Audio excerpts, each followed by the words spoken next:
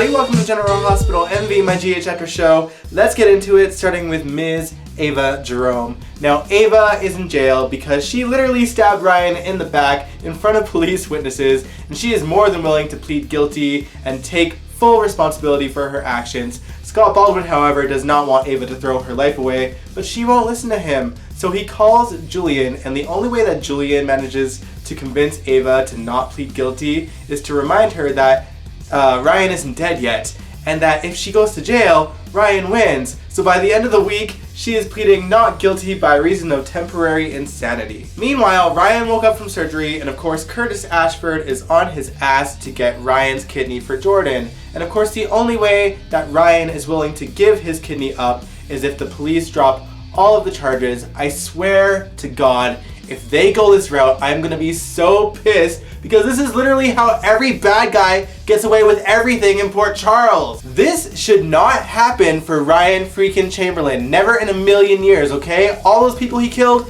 hell to the no. I would much rather see Curtis go rogue and yank Ryan's kidney out himself than to have to sit there, watch Ryan go free, and then probably watch another piss poorly written redemption storyline like they do for Franco and Julian and Obrecht. I do not want to sit through that ever again in my life, okay? I have to bite my tongue every time I see those three on screen to begin with.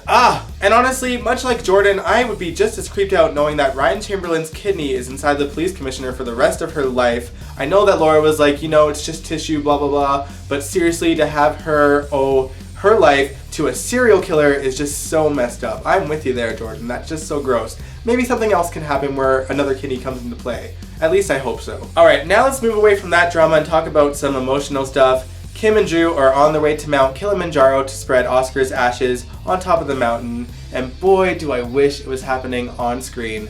Don't get me wrong, I know why it can't. GH isn't going to send two of their actors all the way to Africa to film just one or two scenes, but boy do I miss the glory days of when GH used to go on location to faraway places and make some really great episodes. Kind of like Robert and Anna when they went to Mount Rushmore. Speaking of Robert and Anna, let's talk about their scenes now. You guys, I really love the Robert and Anna scenes this week so much. I mean, they were classic Robert and Anna scenes to begin with, and they were just so sweet and so endearing. The fact that Robert told her that she was the love of his life was just amazing for me. Although I do wonder what the Robert and Holly fans think.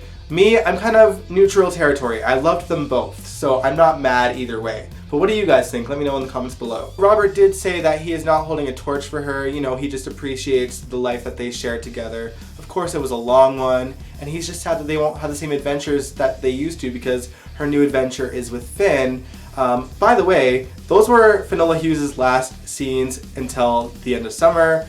Finola Hughes is going on vacation again, and while I love Finola, these vacations are very reminiscent to Tony Geary's as Luke Spencer's, those vacations, which always interrupted the show, and it's just doing the same again. However, because I know that Hayden is coming back, I'm kind of okay with it, because you guys know that I do not like Finn and Anna, and that I loved Hayden and Finn, so whatever is coming next, I am excited for. Alright, now let's talk about another potential couple, Jax and Nina. It turns out that Jax bought half of Aurora from Drew, and now he is Nina's new boss, which I would be so stoked for if I didn't know that Michelle was leaving. Oh, it breaks my heart. Oh, they're so good together on screen. I don't know if it's going to play the same way with the new actors, but we'll see. Anyway, Valentine is clearly not happy with Jax being his new boss, and it looks like he goes as far as to going to Sunny, Jax's former rival, or I guess still current, to get some help. Val, do you remember who Sunny's nephew is? Because I do, and I think the audience does. I don't know if the writers will, and if they do know, I don't think that they'll care, which kind of annoys me. I said it before, the Jax versus Sunny war is so stale and unnecessary at this point. Let's just have him have a new rival with Valentine and Valentine only. At the very least, have Sunny laugh in Valentine's face and walk away. One thing I do hope is that with this recast, they start to make Nina likable again. This whole attacking Willow every single chance she gets is getting annoying and stale. Either have Nina be her real mother and get that story going, or just let it go, because it's so annoying watching. At least Lulu and Elizabeth are trying to get Willow's job back, but it's just like, I don't know. I'm not a fan of Willow and Nina constantly at each other's throats because it just seems really forced at this point. Oh, since I brought Lulu up, I should probably mention her new storyline. She is currently writing an article or writing a story or doing a piece or whatever about a man that has been posing on dating apps and robbing his dates' houses. And so she's going undercover doing that. And that prompts Maxie to want to find Dante and bring him back home for her.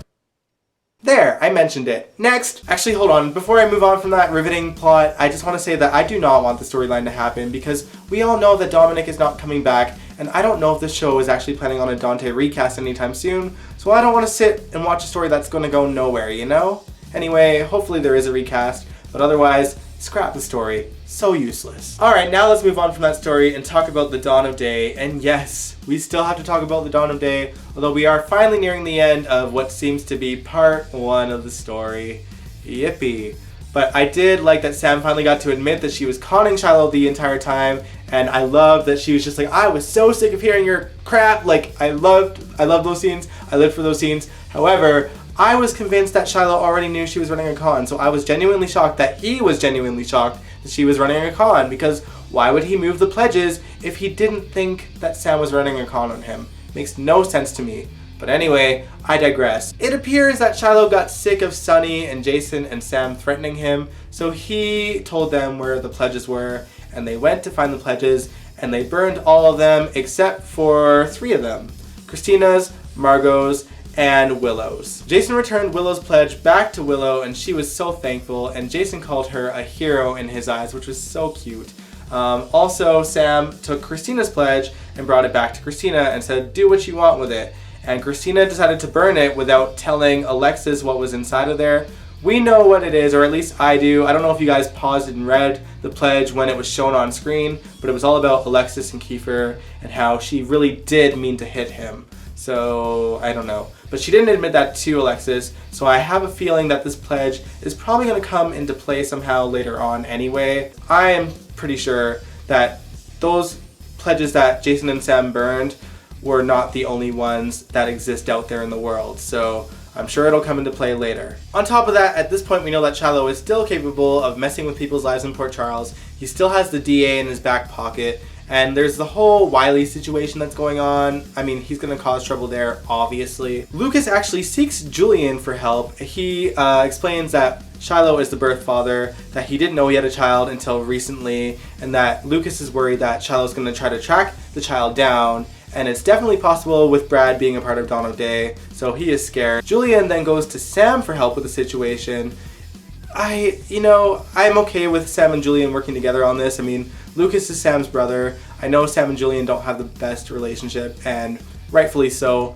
But the whole thing in general is just so messy because, first of all, that ain't Willow's son. It's not Shiloh's son either. It's Michael's. That's something that Julian doesn't know. That's definitely something that Lucas doesn't know. The only people that know at this point are Brad and Nelle and Dr. Obrecht, who is kind of missing in all of this. We do know that Chloe, who plays Nelle, is coming back soon, so of course I think certain things might come to light hopefully soon. I'd love to see Michael claim his son because it has been almost a year now, so it's like, these stories drag on, and I mean, I'm appreciative that we're kind of getting near the end, but it might only seem that way because you know how the writers like to drag things out for as long as possible. And I'm sure that'll be the case again. Let's just finish this off, you guys. I mean, if anything, the fallout's gonna be amazing, so we might as well get to it now, because it can't get any messier than this. Shortly after Julian left Sam's house, Jason shows up with a brand new Danny, and I actually like the kid. I mean,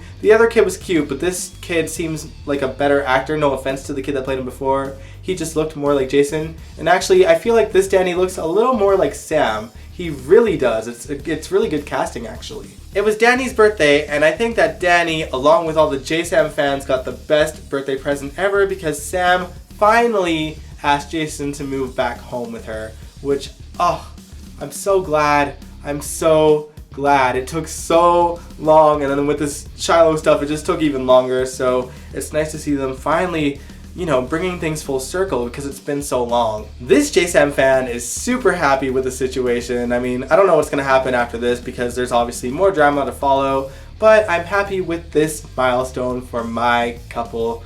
But yeah, that was this week in Port Charles. What did you guys think? Let me know in the comments below. And if you like this video, give it a big old thumbs up, subscribe if you want to, and I will catch you guys next time.